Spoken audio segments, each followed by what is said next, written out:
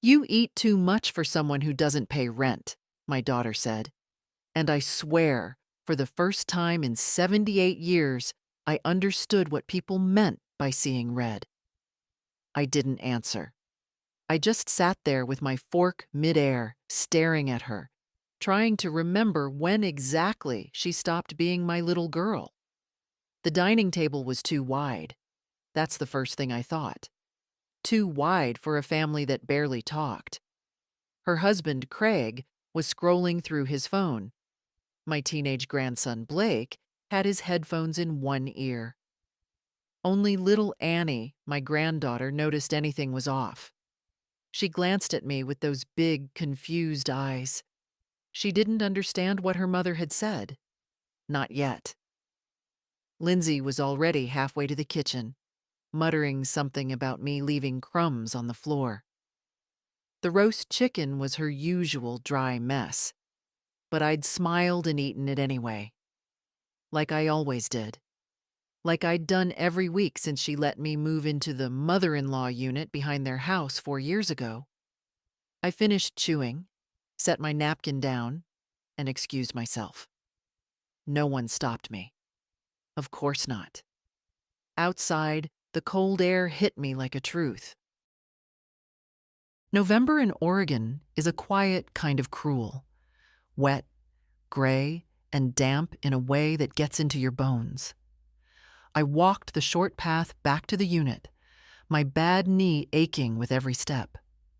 The porch light flickered overhead. She always forgot to change the bulb. Inside, I clicked on the little lamp beside my recliner and lowered myself down with a grunt. I didn't cry. I didn't even get angry. I just stared at the wall where my late husband's photograph still hung, slightly crooked from the time Annie ran into it with her scooter. I never fixed it. Maybe I liked it better that way. She said I eat too much, I told the picture. Too much, George. Can you believe it? George didn't answer, but I could almost hear his laugh, the deep, warm one that started in his chest and made everything feel okay. He'd been gone 10 years, died on a Tuesday morning, just after we paid off the farm, just after we agreed we'd never let the kids struggle like we had. So we gave. We gave and gave, sold the land, moved closer to the city, paid for Lindsay's divorce attorney, paid for Blake's speech therapy, paid the down payment on this very house, her house, as she calls it. But the deed says otherwise. She doesn't remember that part, or maybe she does and just pretends not to. George and I didn't care about names on papers. We cared about family. She was 29 and scared, trying to rebuild life with 2 small kids and a deadbeat ex. Of course we helped. That's what parents do. But that night, as I sat in my unit, listening to the rain tap against the window, I opened the drawer under the lamp. Inside was a folder I hadn't touched in 3 years. Mortgage documents, refinancing agreements, and the contract that listed me, not Lindsay, as the primary borrower. George and I had co-signed. She was never approved on her own. I took the folder out and laid the papers across my lap. My name was on every single page. It was never her house. It was ours. Still is. And I'd been paying the balance every month from my retirement fund while she carried on like I was some squatter she was tolerating out of guilt. That was the moment I decided I was done being grateful for a roof I paid for. I picked up the phone and called Mr. Halbrook, our family's old lawyer. His voice hadn't changed, still slow and deliberate, like he was reading from a script written in stone. "Leslie Appleton," he said, sounding surprised. "Haven't heard from you in years." "I need to revisit some property papers," I said calmly. "Tomorrow morning, if you can." There was a pause. "Is everything all right?" "No," I said, "but it will be." After we hung up, I sat for a while in the quiet, The kind of quiet that comes not from loneliness, but clarity. Let her say, I eat too much. By this time tomorrow, she'll remember exactly whose table she's been setting all these years. The next morning, I woke before the sun. Habit, I suppose. When you spend most of your life on a farm, the body remembers before the mind does. I sat on the edge of the bed, wrapped my shawl around my shoulders, and waited for the kettle to whistle. The sound filled the small kitchen, familiar and steady, the way few things are anymore. At 7:30 sharp, I was dressed and ready, gray slacks, navy sweater, my wedding ring still on my hand, though George was long gone. Outside, the fog hung low over the yard, curling around the bushes like a warning. I didn't bother checking if Lindsay was up. She rarely was before 9, and if she was, I had no desire to see her. The taxi dropped me off downtown, in front of the law office. Mr. Halbrook's assistant, a young woman with polite eyes and a strained smile, offered me coffee I didn't take. She led me to his office, where he rose slowly from behind a cluttered desk. Well, Leslie, he said, you haven't aged a day. You're a terrible liar, Warren. He chuckled and gestured for me to sit.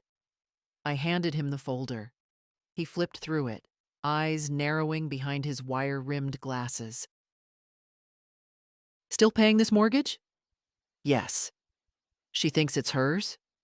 She does. He gave a low whistle and sat back in his chair.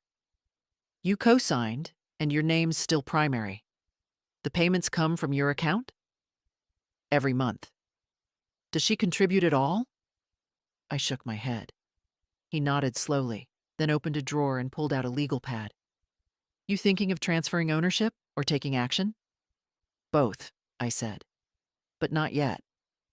I want to set up a trust. For Annie. His brows lifted. Not for Lindsay? She'll be fine, I said. She's resourceful when she needs to be. He didn't ask more questions, just made notes and told me we could have everything drafted in a week. As I left the building, the morning chill had given way to a crisp sun. I walked to the nearby park, sat on a bench, and watched children chase each other across wet grass. I used to bring Lindsay to parks like this. She liked the swings best. She'd shriek with joy and yell, "Higher, Mama! Higher!" Back then, she needed me.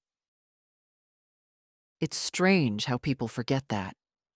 How they forget the hands that pulled them out of the dark. Once they're standing in the light, they act like they lit the fire themselves. I returned home quietly.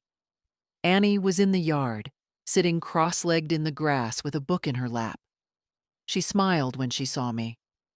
Hi, Grandma. You look nice. Were you out? Just some errands, I said. She reached out her hand, and I took it, lowering myself beside her. Do you like living here? I asked her. She looked puzzled. Yeah, why? Just wondering. She leaned into me slightly, the way children do when they trust you without thinking. I kissed her head. That afternoon, Lindsay avoided me. Typical. When she doesn't want to face something, she pretends it doesn't exist. I knew she hadn't forgotten what she said the night before. She just assumed I'd let it slide.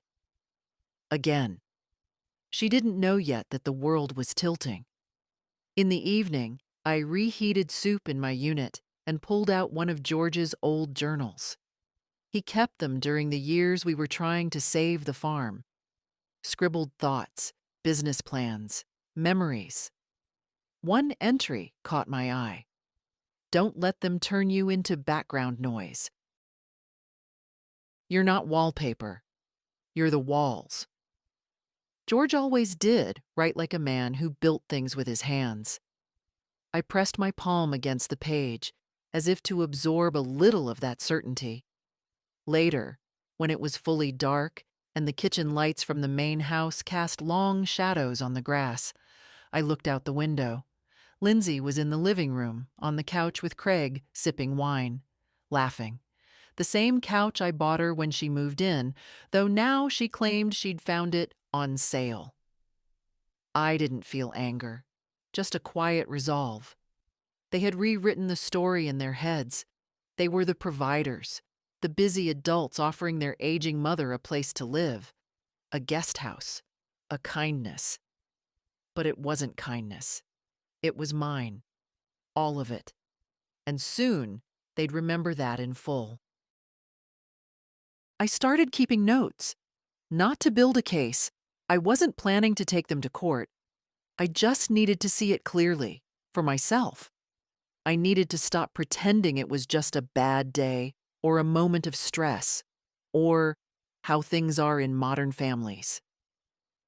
Tuesday morning, 8:12 a.m.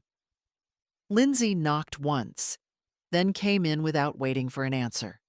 She looked around like she expected to find something out of place. "You left your heater on all night," she said, frowning. "That's going to spike the electric bill." I nodded, said nothing. The truth was, I'd turned it off. But the unit's old wiring meant the thermostat flickered sometimes. I'd told her that last winter. She didn't listen then, either. Thursday afternoon, 2:47 p.m. Blake came in to borrow my charger. Didn't say hello. Didn't look me in the eye.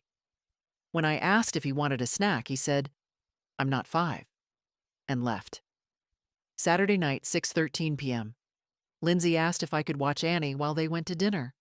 I said yes. Of course I said yes. Annie and I read books and made tea and drew silly cartoons. At 10:45 p.m., Lindsay returned, tipsy, smelling of some expensive perfume. She kissed Annie's forehead, then looked at me and said, "Thanks for being useful." Useful. I wrote that one in capital letters.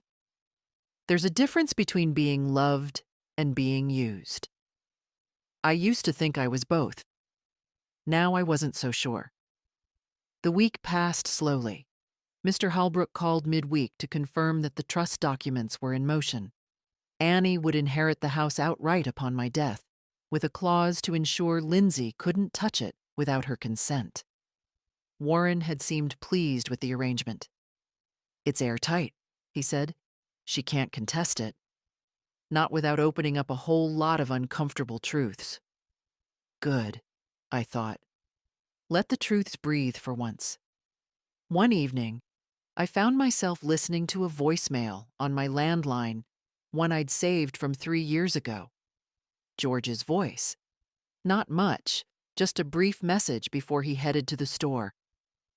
"Do you want chicken or beef tonight? Call me back. Love you." Just that. But I replayed it twice. Maybe 3 times. His voice was stronger than I remembered. Or maybe I'd forgotten how steady he sounded when everything else in life felt like shifting sand. That Friday, Lindsay hosted a game night. I wasn't invited. It was one of those subtle exclusions they didn't call exclusion. Just forgetfulness. "Oh, I didn't think you'd want to come. It's mostly our friends from the office. There won't be anything for you to do." I heard them through the windows. Laughter, music, the scrape of chairs on tile. I sat in my recliner and turned the volume up on the nature documentary I'd already seen twice. I wasn't angry. I was taking notes. The next morning, I left a plate of freshly baked muffins on their porch. No note. Just something sweet. I wasn't trying to win them back. I was watching myself. I wanted to see if kindness would echo. It didn't. By the end of the day, the plate was back, empty, in my sink. No one said a word. Even Annie didn't mention them. But she did come that evening, book in hand. "Grandma," she said, curling up beside me, "can I read to you tonight?" My throat tightened. I nodded. She read slowly, tracing each word with her finger. Halfway through the story, she paused. Why do you live out here, not in the big house with us? I looked at her, 8 years old, full of questions that grown-ups avoid. I like my quiet little place, I said gently, but I used to live in bigger houses, with family. Do you miss it? I miss feeling like I belong inside, not beside. She didn't understand that fully, but she understood enough to reach for my hand and hold it until the story was over. Later that night, I lay awake, thinking of what I would say when the time came. How I would say it. Because I wouldn't yell. I wouldn't scream or accuse or beg. But I would speak, and they would hear me.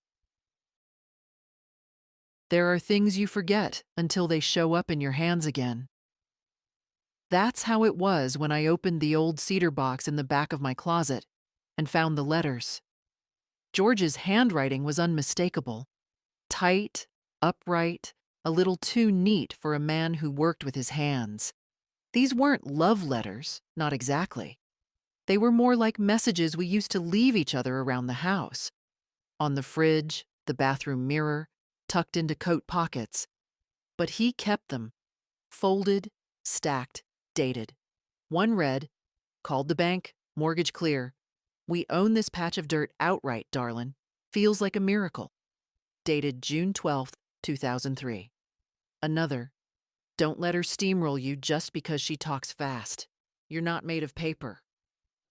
That one was about Lindsay. She was 16 at the time. Even then, she had a way of wearing people down with speed and certainty until they folded just to catch a breath. I sat on the floor of the closet and read through the whole stack. Some of them were mundane, reminders to buy milk or notes about doctor appointments. But they all had the same tone: partnership. George never talked down to me, never made me feel small. We shared everything, even when there wasn't much to share. I found the final letter behind the stack, sealed in an envelope marked "in case." I knew what that meant. In case I go first. I unfolded it with shaking hands. Leslie, if you're reading this, I'm not around to remind you who you are. So I'll write it down instead. You are the reason we have anything. You are the one who got us through every hard season. You are not a burden, not an extra, not an afterthought. You are the foundation. If Lindsay forgets that, remind her. If the world tries to convince you otherwise, ignore it. You don't owe anyone your silence. You don't owe them smallness. Stand up, even if it shakes. I'll be proud of you always. G. I didn't cry. Not then. I folded the letter back up and placed it in my pocket. I wanted it close. I wanted to carry those words into whatever came next. That afternoon, I made a pie. Apple, the way Annie liked it, with the cinnamon folded right into the crust. I left it to cool on the windowsill. It was more for me than anyone else. A reminder that I could still create something sweet. Lindsay came by later with a stack of mail, dropped it on the counter without looking at me. "There's something from your doctor," she said. "Might be a bill." I nodded. She lingered, pretending to check her phone. I waited. Then came the line she always used when she wanted something, but didn't want to say it straight. "Craig and I were thinking, since you're already here and not working, maybe you could help with a few extra things. Groceries, utilities, just until the new year." My fork froze in midair. She was asking for money again, just like that. After telling me I ate too much. I finished chewing, then wiped my mouth. "Did you know the mortgage payment comes from my account?" I asked calmly.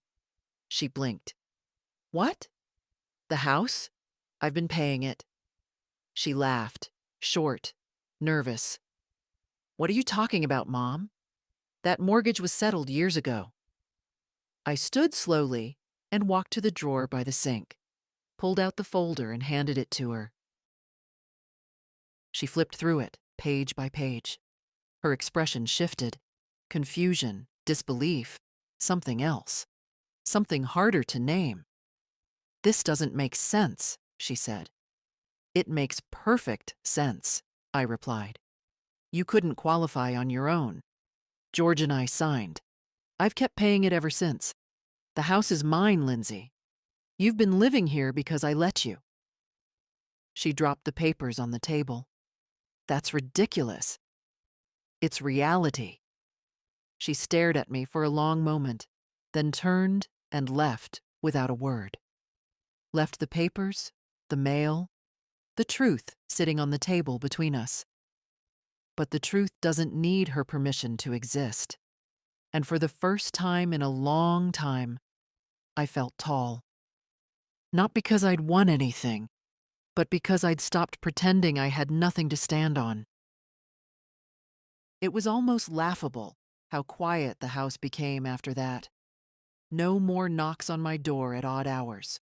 No more casual requests or passing comments about the heater or the trash bins or the so-called shared fridge space. It was as if the walls themselves had been told to keep their distance. Lindsay didn't bring it up again. Not a word about the documents. Not a mention of the folder she'd left behind. But something had changed in her walk. Tight, clipped steps, like someone trying to hold their shape under pressure. Craig was the same, just more polite, which coming from him meant a slight nod and no eye contact. They were calculating, waiting. I wasn't. I already knew my next move. Monday morning, I returned to Mr. Halbrook's office to finalize the documents. The trust for Annie was in place. The deed transfer was signed. The amendment to my will had been notarized. Annie would inherit the house when I passed. No one else would touch it. Lindsay wouldn't be able to sell it, rent it, borrow against it, or even step foot inside without Annie's written consent. It would all be legal, locked, and binding. It wasn't revenge. I wasn't out to punish anyone. I was just reclaiming what was mine and choosing, with precision, who would receive the one thing I had left to give. Halbrook handed me the copies and asked if I wanted them sent to my daughter. "No," I said. "She'll find out soon enough."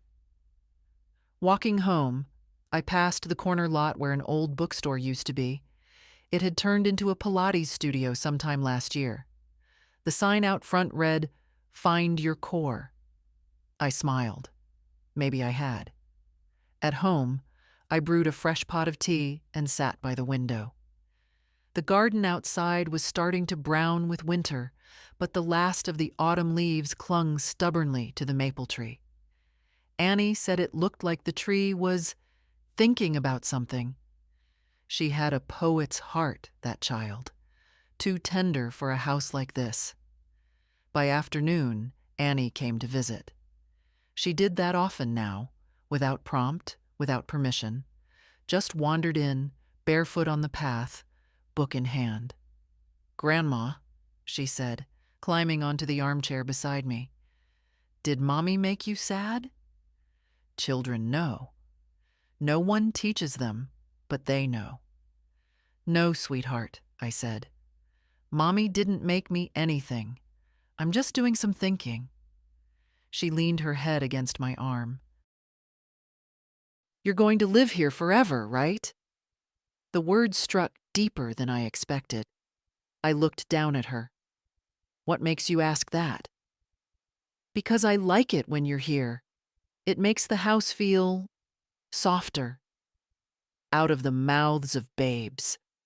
That night, as I folded laundry in my little kitchenette, I heard raised voices through the wall. Not loud enough to catch every word, but enough to understand the rhythm of argument. Craig. Angry. Lindsay. Defensive. She tricked us. It's not tricking if it's hers. I thought you said she signed it over. I didn't think she'd ever use it. I folded a towel, then another. Let them fight.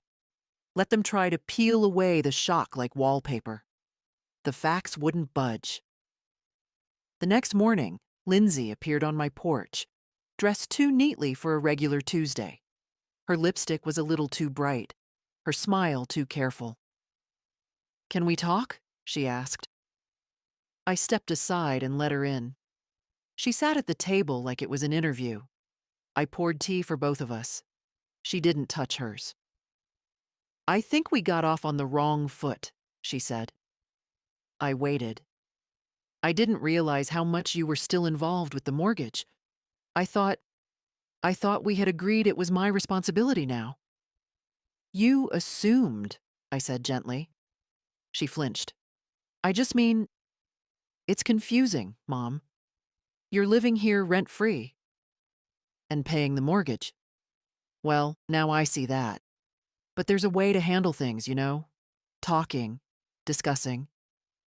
"Like calling someone a burden at dinner?" I asked. "Is that the way?" Her jaw tightened. "Listen," she said, leaning in. "We're all a little stressed. Things are tight. Craig's job is up in the air, and Blake's tuition. I'm not your safety net, Lindsay. You're my mother." "Yes," I said, "and I taught you better than this." She looked at me, eyes wide. For a second, just a second, I saw my little girl again, the one who used to fall asleep holding my pinky finger. But then it was gone. I stood and opened the drawer where the documents now lived. I placed them on the table in front of her.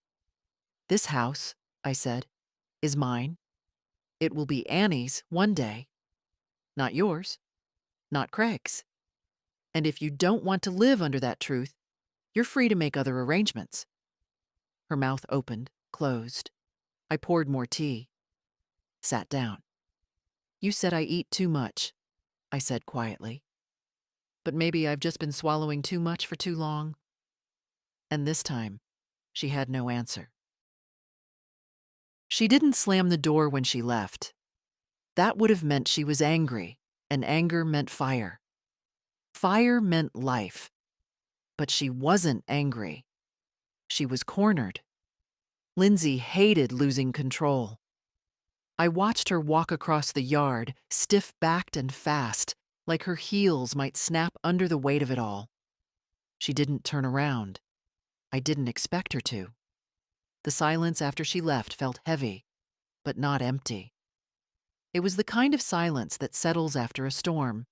Not peace exactly, but clean ground. Room to breathe. That evening, Annie came by again. No knock, just a soft tap of her fingers on the screen door. "You busy?" she asked. "Never for you," I said, and opened the door. She had her sketch pad with her this time, a few pencils, and a look on her face like she was carrying something too big for her age. I didn't ask. I just made us tea. She started drawing. I started knitting. And after a while, she spoke. "Mom and Dad are fighting a lot," she said without looking up. I nodded. I figured. "They keep saying stuff about the house, about you. It's confusing." "What do they say?" She hesitated. "That you tricked them. That you're being selfish?" I paused mid-stitch. "Do you think I'm selfish, sweetheart?" She looked at me then. Really looked. "No," she said. "You're the only one who listens." That was enough. She stayed a while longer, drew a picture of our maple tree and titled it, "Stubborn Leaves." I kissed her goodnight and tucked the drawing into my journal. The next day, Craig approached me. He knocked. He never knocked. I opened the door and found him standing awkwardly, arms crossed, expression stuck somewhere between apology and resentment. "Can we talk?" I stepped outside but didn't invite him in. That was new. He noticed. He cleared his throat. Lindsay's upset. She feels blindsided. I imagine she does. She says you're cutting her out of everything, that this house is all we have. It's all I have, I corrected him. You've had it. He sighed. Look, I'm not here to fight. I just think we need to be practical. Maybe there's a middle ground. There isn't. He blinked. Excuse me? I've paid for this house for 18 years. I've covered every mortgage payment, every repair, every tax bill. Lindsay doesn't own it. Neither do you. She's known that deep down. She just never thought I'd use it. He shook his head. This isn't how families operate. Then maybe this isn't a family, I said simply, because I've been operated on for years. He opened his mouth again, but I raised a hand. Craig, I'm done being used. If Lindsay wants to talk to me, not at me, not around me, but to me, I'm here. Until then, you both need to understand that the story's changed. The roles have shifted. Annie's just a kid, he snapped. You think she can manage a house if something happens to you? I think she's got more heart than both of you put together. He stared at me, jaw clenched, hands curling into fists. But I didn't flinch. I was past flinching. Finally, he stepped back, muttering something I didn't catch. Probably for the best. When he was gone, I sat on the porch for a long time. The light was changing. Sunset, softening the sky into oranges and blues. My tea had gone cold, but I held the cup anyway. It felt good to hold something that belonged only to me. Later that evening, I started packing a few boxes. Not to move, but to clear space. I pulled old receipts, utility bills, bank statements, laid them out, sorted them, kept only what mattered. I wanted no mess, no confusion, no loopholes when the time came. In the bottom of a filing drawer, I found an envelope with Blake's name on it. It was a check I'd written a year ago for his driving school. It had never been cashed. Probably got tossed aside, forgotten. Like so many things from me. I tore it in half and threw it away. I wasn't angry. I was just done. That night, before I went to bed, I called Annie into the unit. I want to show you something, I said, and pulled out the documents. These papers mean the house is yours one day. She looked at them, wide-eyed. Mine? Yes, sweetheart. When I'm gone, this place will be yours, and I want you to do with it what I didn't. Use it for peace, not power. She nodded, serious beyond her years. I will. And in that moment, I believed her. It took a few days before the quiet turned into strategy. I knew the signs. Craig spending longer hours in the garage pretending to work on nothing. Lindsay avoiding eye contact while walking from car to door. Blake sulking more than usual, and no more muffins disappearing from my kitchen counter. But I didn't mind the silence. Silence is only cruel when you're still hoping for sound. I wasn't hoping anymore. I was preparing. I began with the photo albums. 30 years worth of pictures, from the dusty black and white ones of my childhood to the glossy prints of Annie's last birthday. I spread them out on the small table near the window, sorting by decade, by home, by faces that had changed. One image stopped me cold. Lindsay, at 16. Standing by the barn on our old property, wind in her hair, boots too big, grinning with her whole face. I could still remember the feel of her hand in mine that day, how she'd said, "When I grow up, I'm never leaving you behind." I placed the photo face down. People break promises when they don't think they'll be held accountable, especially to the people who've loved them most. That afternoon, I called Warren again. I asked him about something I'd never really considered before. What would it take, I asked, to revoke financial access if I had granted any? Do you mean a power of attorney? Hypothetically? Easy enough to revoke. You'd need to sign a notice and submit it. We can update everything at once if you'd like. And what about access to accounts? Cards? Beneficiary names? Same, he said. We can walk through all of it. But just to be clear, has someone misused your trust? No, I said. Not yet. He was quiet for a moment. You're preparing.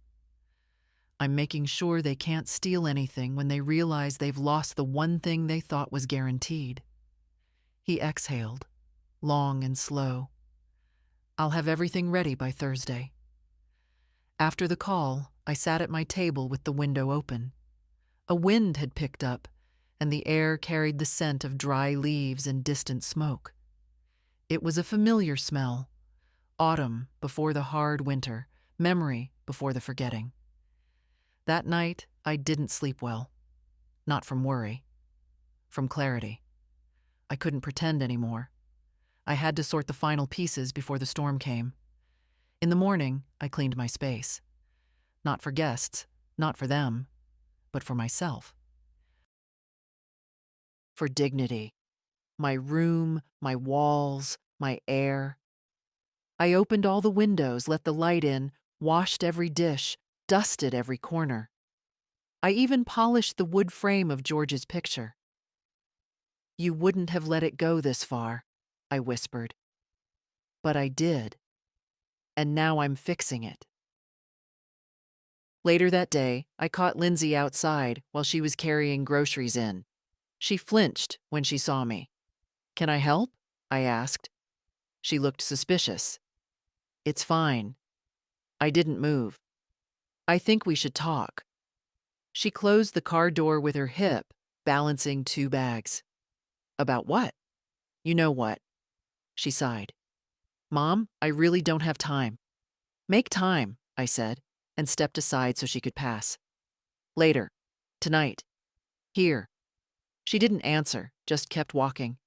But I knew she'd come. She was too curious not to. And she did. At 8:13 p.m., Lindsay stepped into my unit, arms folded. You wanted to talk. I gestured to the seat across from mine. She didn't sit. So I started. I've changed everything, I said. Her eyebrows lifted. What does that mean?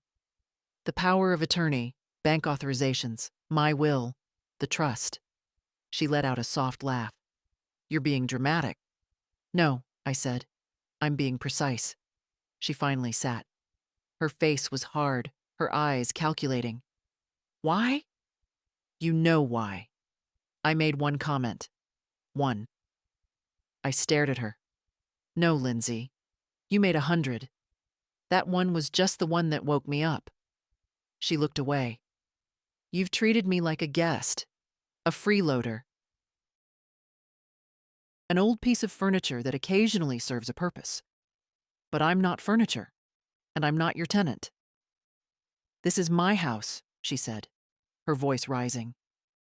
No, I said calmly. It's mine, and soon it'll be Annie's. Her head snapped toward me.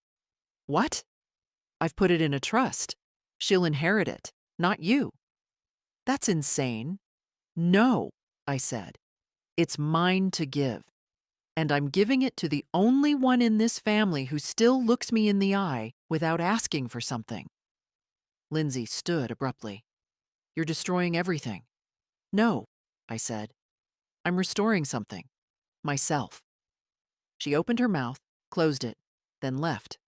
No slamming door, no final words, just the sound of retreat. And in that sound, I finally exhaled. Let her spin.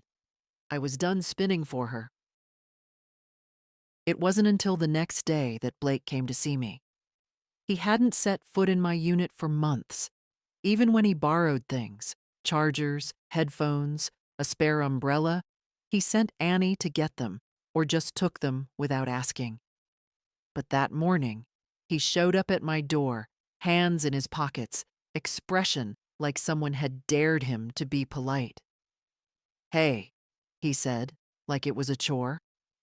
I stood in the doorway. "Hello, Blake?" He didn't ask to come in, didn't apologize. Just looked past me like something more interesting might be happening inside. "Mom said you're changing stuff." "That's right." "She's pretty mad." I nodded. "I imagine she is." He shifted his weight. "So, like, are we gonna have to move or something?" That was it. No, how are you? No, what happened? Just, what does this mean for me? I studied him. 16, going on 30 when it suited him. Tall, smart, quick-tongued when he wanted to be. But all surface. Not a flicker of depth. "No," I said. "You're not going to have to move. Not unless your parents make choices that leave you no other option." He frowned. "That doesn't make sense." I leaned in slightly. "It will when you're older. When you've built something with your own hands and watched people take it for granted." He looked away. After a pause, he muttered, "Annie said you gave her the house." "I did. But she's just a kid." "Yes," I said. "And yet she's never once treated me like I was disposable." He rolled his eyes, turned, and walked away without another word. I didn't stop him. There was nothing left to say. That afternoon, I made soup. Real soup. The kind that starts with bones and hours of slow simmering.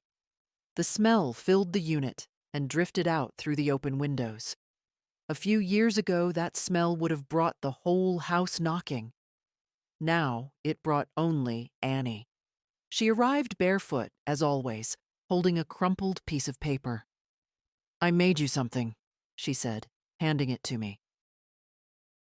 It was a drawing of the two of us sitting under the maple tree, her head on my shoulder, our teacups balanced on a low branch. "I like it when you're happy," she said simply. I didn't trust my voice, so I pulled her close and kissed the top of her head. "Would you like to help me write a letter?" I asked. "To who?" "To me," I said. "For later." She nodded, as if that made perfect sense. We sat together at the table, and I told her what to write. "Dear Grandma, if you're reading this, you probably needed a reminder. You are kind. You are brave. You are not small, even when they try to make you feel that way. Thank you for loving me like a warm quilt. I will never fold you up and put you away. Love, Annie." I folded the letter and placed it in the cedar box with George's. Now I had two.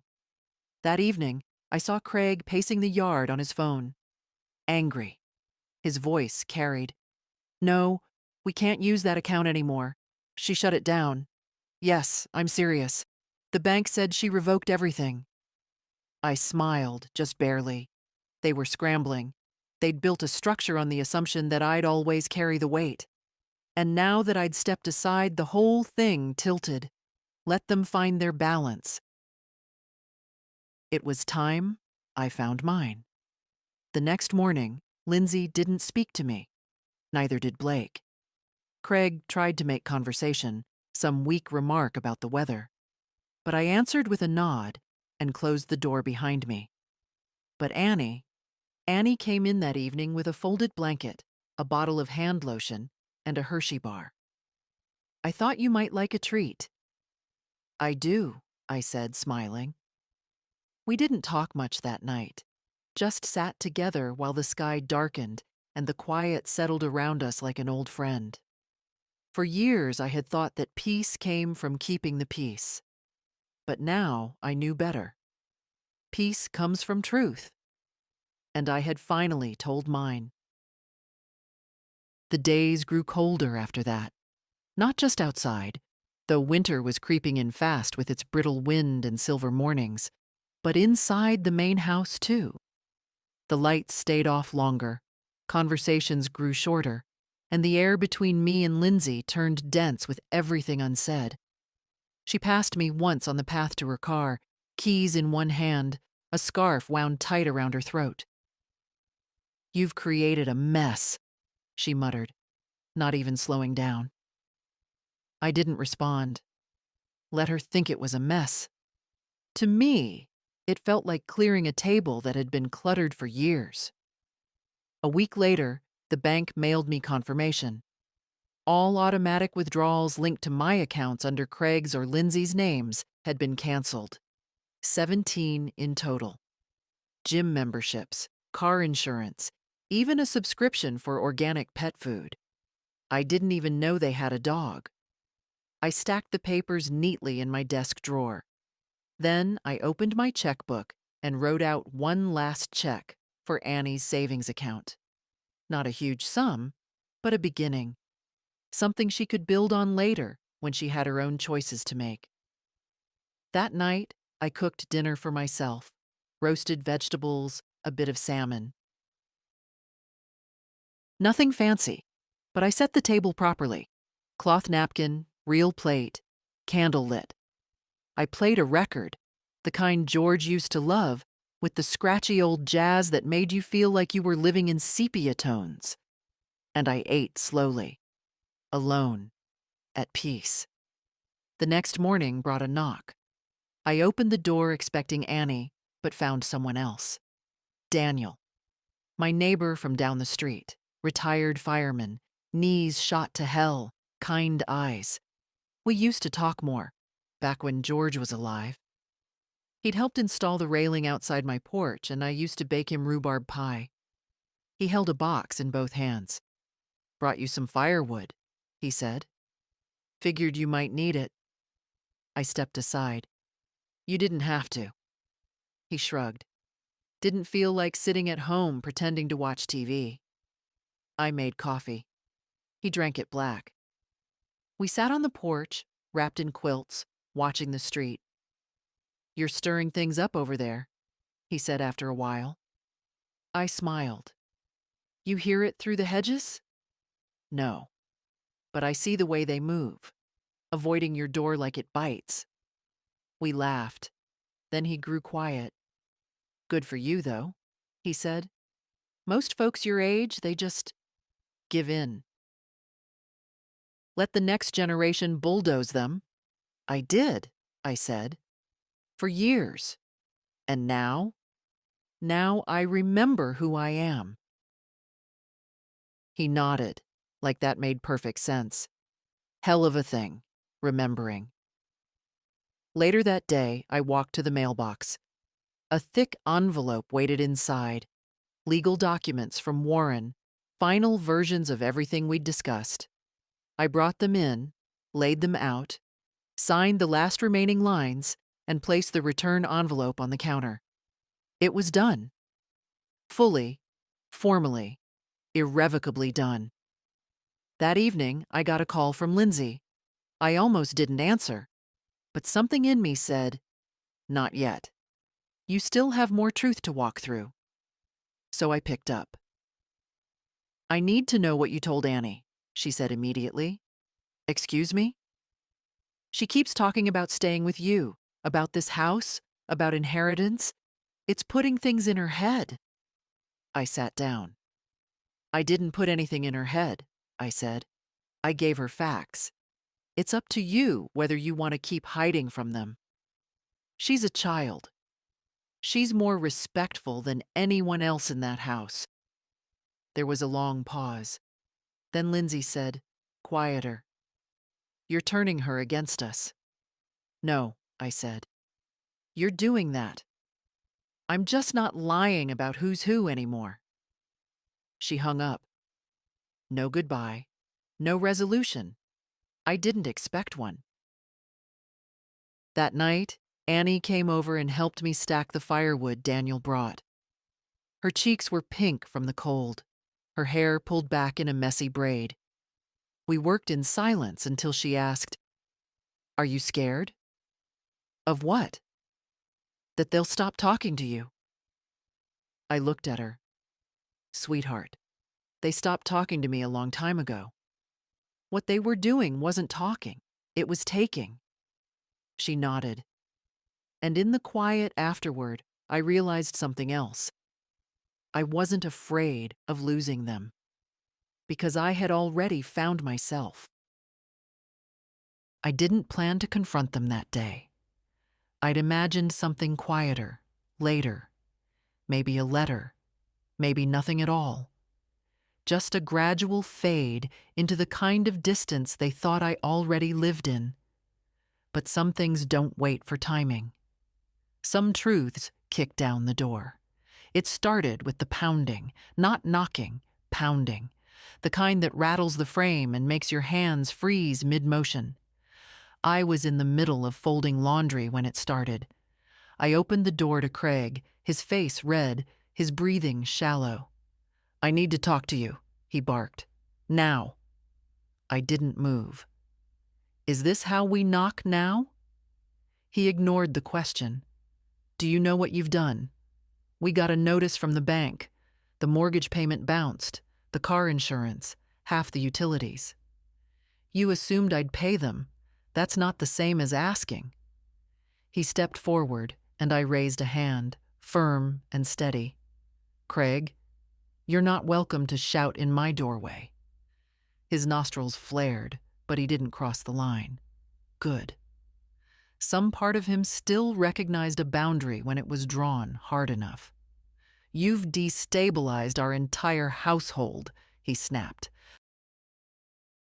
"You've taken away our financial structure." "I wasn't part of your financial structure," I said coldly. "I was your backup plan, your silent investor, your unpaid maid, and now I'm not." He ran a hand through his hair. "What are we supposed to do?" "You're grown. Figure it out." He stared at me like I'd slapped him. Then came Lindsay. She was behind him, arms crossed, coat thrown over her pajamas, lips drawn tight, like she was holding in a scream. "Mom," she said, "enough." I tilted my head. "Enough of what?" "This theater, this power play." I laughed, quiet, bitter. "Is that what you think this is? A show?" "I think you're punishing us because you're lonely." "No, Lindsay," I said softly. "I'm punishing myself for not speaking sooner." Her face tightened. "This isn't fair," she said. "We made room for you. We changed our lives for you." "You made space in the backyard," I said. "You didn't make room in your lives." "We housed you." I stepped out then, fully, into the space between us. "No, you lived on property I bought, with a mortgage I paid. You raised your children in a house that wasn't yours, with bills you didn't cover, with dinners you expected me to cook, with favors you never acknowledged." The words hung in the cold air. "I didn't ask for a palace," I continued. "I didn't ask for applause. I asked for respect. And when that disappeared, I reclaimed what was mine."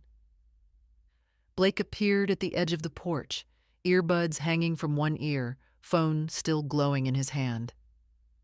"Is this like a family fight?" he asked, bored. "Go back inside," Lindsay snapped. He shrugged and walked away. Lindsay turned back to me. "You're destroying this family over a technicality." "A technicality?" I repeated. "You mean legal ownership? Or decades of unspoken labor? Or the fact that I fed this household while you pretended I was a tenant?" She opened her mouth, but I kept going. "Do you know what you said to me, the night this started?" She blinked. "You told me I eat too much for someone who doesn't pay rent. And you said it in front of your children, as if I were an embarrassment you were too polite to evict. I didn't mean it like that." "But you said it like that." Craig stepped in again, voice low. "We didn't realize you were keeping score." "I wasn't," I said, "until I realized no one else even thought the game had rules." They both stood there, small in their indignation, caught not in lies, but in a truth they never expected me to speak aloud. I looked at Lindsay one last time. "You wanted me invisible," I said. "Now I am." And suddenly, You see me." Then I turned, walked back inside, and closed the door behind me. Not slammed, just shut. Firm. Certain. And the silence that followed wasn't awkward. It was earned. By the time I boiled the kettle that night, I knew I wouldn't sleep. Not from regret. That part of me had been chipped away slowly over the last few months, and now there wasn't enough left to stir at night. What I felt wasn't sadness, either. It was something else. Like standing at the edge of a cliff and realizing the ground under you was finally solid. The storm had come. I'd stood in the center of it, and I was still here. The next morning, I started packing. Not to leave, not yet, but to prepare. There's a kind of strength in making decisions out loud with your hands, sorting what stays and what goes, touching things that once mattered, photos, old scarves, greeting cards, and choosing, on your own terms, which pieces of the past come forward with you. I packed slowly, deliberately, one box at a time, labeled each carefully. Annie came by around noon. She didn't ask why I had tape on the table and empty boxes by the couch. She just walked in, set down her little backpack, and said, "Want help?" We worked side by side. I showed her how to wrap fragile things in towels, how to fold sweaters so they didn't crease. She handled everything with care, even when she didn't know what it was. She asked about a photo of George and me in our 20s, standing in front of a tractor. "Grandpa was handsome," she said, squinting at it. "He was also loud and stubborn." "So, kind of like you?" I laughed, and it echoed through the room in a way it hadn't in months. When we finished, we sat on the porch with slices of apple and peanut butter. She told me about school, about a teacher who wore the same tie every Tuesday, and a friend who stole her markers and then gave them back without saying sorry. "I didn't forgive her," Annie said. "That's all right," I said. "Sometimes the lesson is theirs to carry, not yours." She nodded slowly, like she understood. That evening, after she'd gone back to the main house, I stood by the window and watched her bedroom light flick on, then off, then on again. She always forgot to brush her teeth before bed, and someone, probably Craig, was yelling through the hallway. It didn't make me angry. It didn't even make me sad. It made me certain. The next morning, I called a real estate agent. Not for the main house. For me.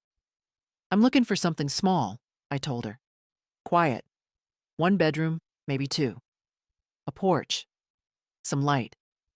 She asked my budget. I gave it. She asked why I was moving. I paused, then said, "Because I stayed too long in a place that stopped feeling like mine." She understood. Over the next few days, she sent me listings. I looked through each one with care, picturing what the afternoon light might feel like in the living room, how the kitchen might smell with stew on the stove, where I'd placed George's photo and the cedar box with the letters. One morning, I found it. A little bungalow on the edge of town, red shutters, a fence that needed painting, a swing on the porch that leaned slightly to the left. It looked like a beginning. I scheduled a viewing, told no one. That afternoon, I baked muffins. Not for them, for me.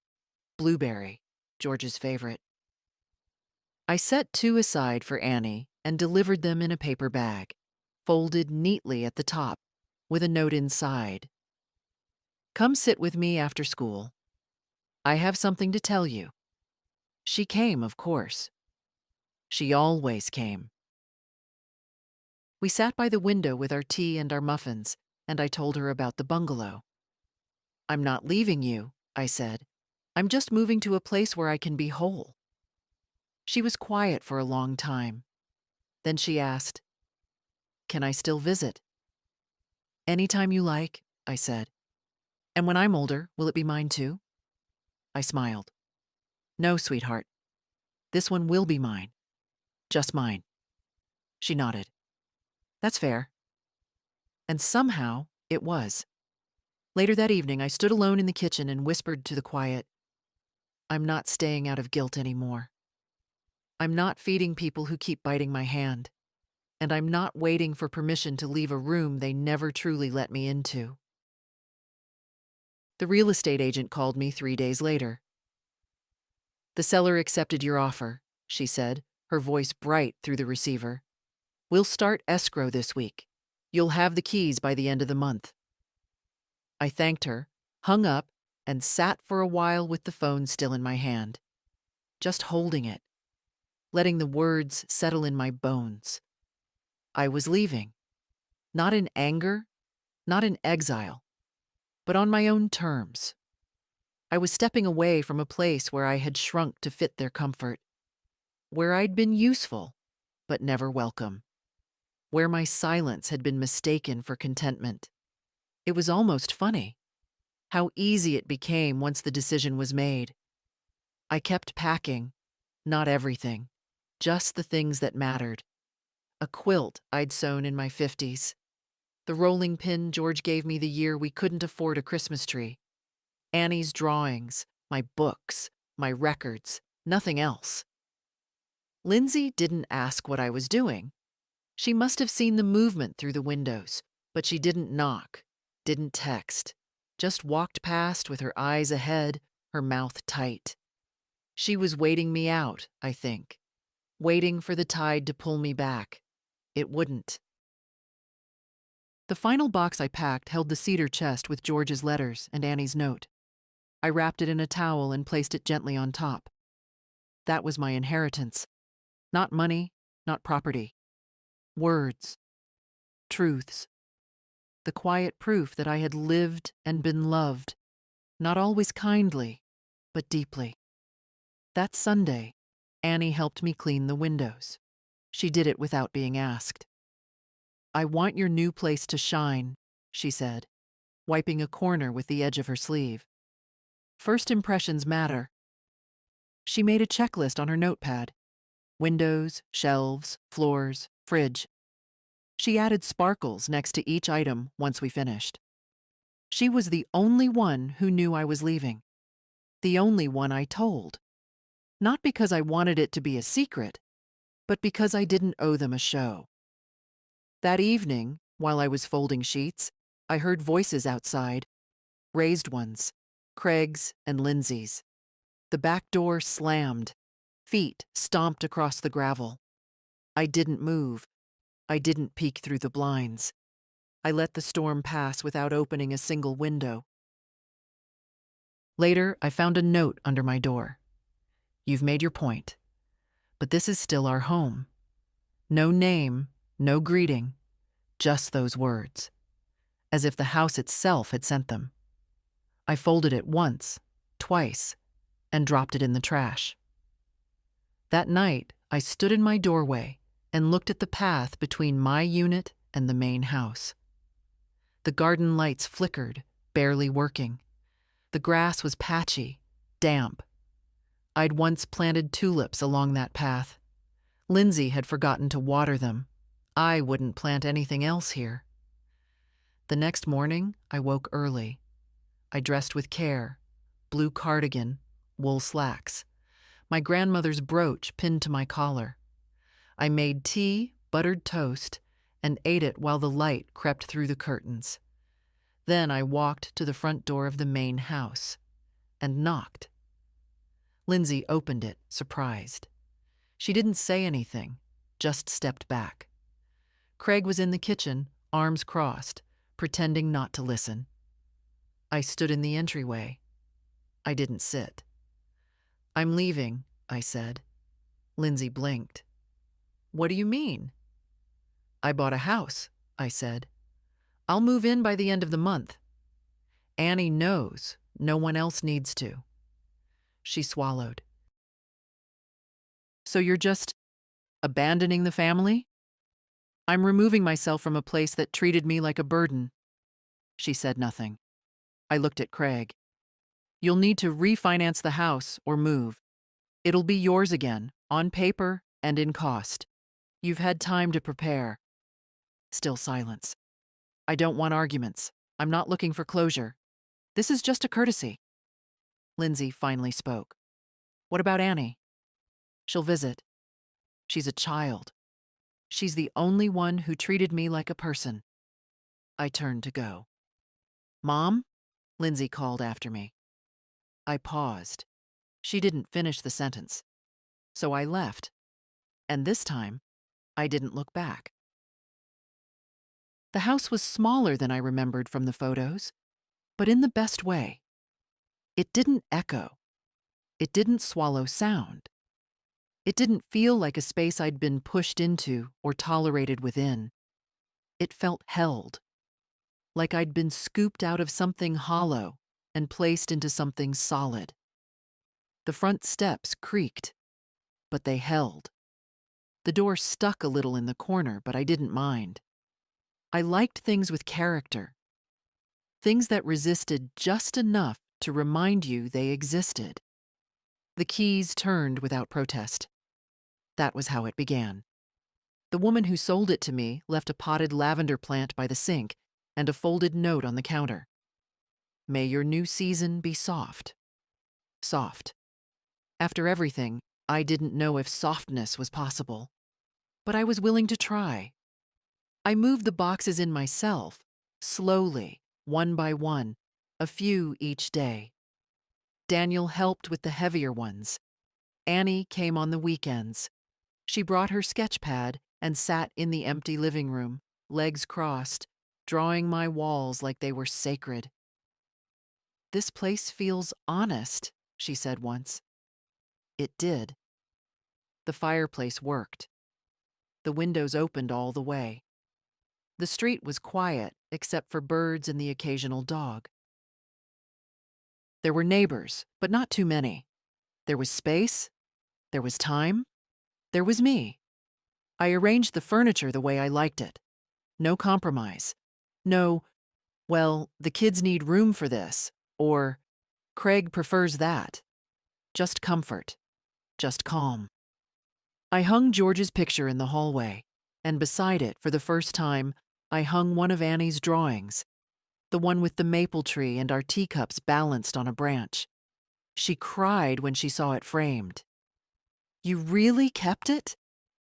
I kept everything, I told her. You just couldn't see it before. We had cocoa that day on the back steps. No one interrupted us.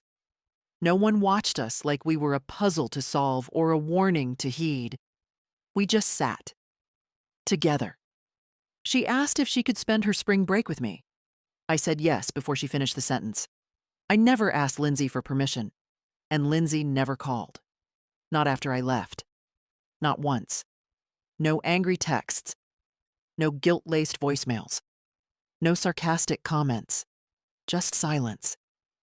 I wondered what story she was telling herself now. That I abandoned them. That I overreacted. That I was punishing her. That I was unstable, ungrateful, unsound. Let her.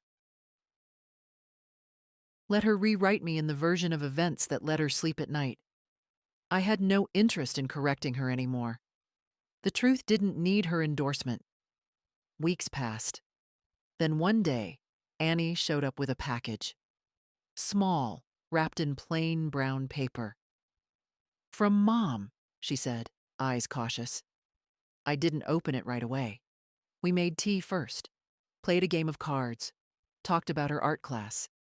Then, when the sun was low, I untied the string and unfolded the paper.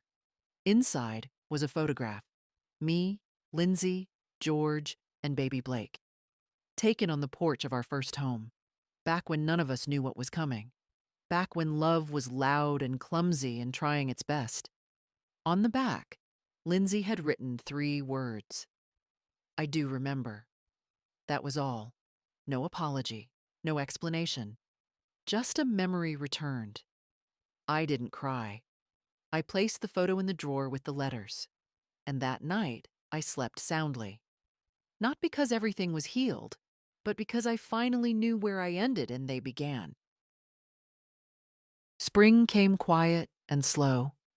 The tree outside my new window bloomed pale pink, the petals soft and foolish in how easily they trusted the weather.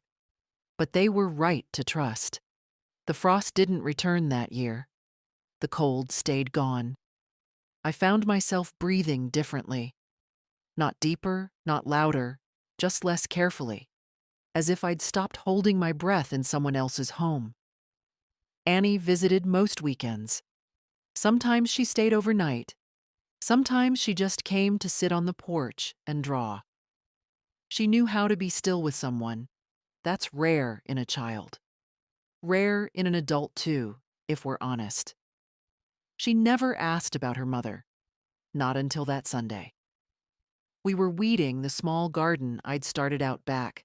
Just tomatoes, a few herbs, nothing ambitious. The soil was soft, a little too wet from the rain earlier that week. "Do you think Mom hates you now?" she asked, not looking up from the dirt. "No," I said, "but she doesn't talk to you." "Talking and loving aren't always the same thing." She nodded, thinking. "So, do you still love her?" I sat back on my heels, wiped my hands on my apron. "Yes," I said, "but from far away." She didn't ask what that meant. I think she already knew. We finished the garden in silence. Then we made soup and ate it by the window, and she drew a picture of the pink blossomed tree outside. She titled it, "Still Here." That night, after she left, I lit a candle and sat at the table with George's picture. "You were right," I said. "I didn't owe them my silence." The phone rang once that week. Just once. It was Blake. His voice was lower than I remembered. He asked how I was, said school was hard, that he might want to visit sometime. I said he could. I didn't ask why. He didn't apologize. I didn't expect him to. It was enough that he dialed my number with no hand pushing him to do it. The next day, I got a letter from Warren. Just a routine follow-up.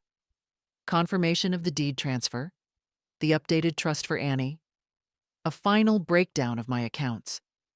I read through everything slowly. Then I burned the copies I no longer needed. Let the old versions turn to ash. Let the space they took in my life make room for quiet. The following weekend, Daniel came by. He brought a pie and a story about his grandson nearly setting the garage on fire with a drone. We sat on the porch swing that still leaned slightly left. "I heard from someone," he said, "that your daughter was at the church social." "Good for her," I said. "She didn't mention you." "She never did when I was 5 feet from her. Why would she now?" He chuckled. "You're sharp." "I'm honest." He raised his coffee mug. "To that." We toasted with weak coffee and old hands. That evening, I took out the photo Lindsay had sent. I placed it in a new frame. I didn't put it beside George. I didn't put it on the wall. I kept it in the drawer. Some things you honor quietly. Some things you let rest, without trying to resurrect them. Later, when the wind picked up and the sky turned that strange springtime blue-gray, I sat in the living room, wrapped in a blanket Annie had knit me with mismatched yarn. I looked around. Every object in that room had a reason to be there. Every photo, every cup, every blanket. There was nothing I kept because I had to. Nothing I left out of guilt. It was the first home I'd ever built entirely for myself, and it was enough. I didn't mark the anniversary with flowers or candles. No visits to the old house. No messages sent. No long looks backward. Just a walk. Down a quiet street where the magnolias had opened too early. Past the bakery with the chalkboard sign that always spelled something wrong. Along the fence of the elementary school, where Annie once pointed out the spot where she scraped her knee and didn't cry. 1 year since I moved into my own home. And still, every morning, I woke up surprised by how light my chest felt. It wasn't joy, not exactly. It was more like clarity, like I'd stepped out of a room filled with noise and could finally hear my own footsteps again. That day, I baked. The good kind, too, not the fast kind. Lemon cake with poppy seeds. Warm butter folded into sugar until the bowl felt heavy with sweetness. I set out 2 plates. One for me, one for Annie. She came after school as she always did. Taller now. Quieter, too. Her face had thinned out just a little, the way girls' faces do before they grow into themselves. But her eyes hadn't changed. Still saw everything. Still softened when she looked at me. We ate slowly. Talked about her science project, about a boy who liked her, and how she didn't like him back, about how the art teacher had picked her painting for the spring showcase. "Will you come?" she asked. "If I'm invited." She rolled her eyes. "You're always invited." Later, as we washed the dishes, she said it, without ceremony, without warning. "Mom talks about you more now." I didn't turn around. "Oh?" "She says she handled things badly, that you were more generous than she knew." I rinsed a cup. "That's progress. She doesn't know how to say sorry." "I know." She paused. "She misses you." I dried my hands, then turned and kissed the top of her head. "I'm still here," I said, "just not where she left me." That night, after Annie went home, I pulled out the letter she wrote me last year. The one that began, "Dear Grandma, if you're reading this, you probably needed a reminder." I didn't need a reminder, but I read it anyway. And then I added a new one. "Dear Annie, one day you'll stand where I stood. Maybe not literally, maybe not in a backyard apartment or a mortgage dispute. But you'll stand at the edge of something. Love that's gone cold, family that forgot your worth, a silence you kept too long.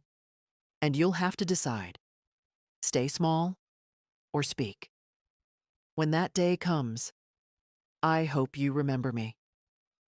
Not because I was perfect, but because I stopped pretending I had nothing left to claim. You are not too much. You are not invisible. You are not asking for too much when you ask to be treated like you matter. And when it's your turn to leave the room, do it with your head up. Do it even if no one claps. Grandma." I folded the letter and placed it in the cedar box with the others. That box, my little archive of bravery. Later, I opened the windows and let the spring air move through the house. It smelled like citrus and wind, like beginnings. Someone once told me that dignity is quiet. They were right. I didn't shout. I didn't slam doors. I didn't make scenes. I just walked out. And I stayed out. That was my victory. If this story sat heavy in your chest, if it reminded you of something you've lived or something you've swallowed, don't leave quietly. Speak. Act. Move. And when you do, write your own ending. Then fold it gently and pass it on.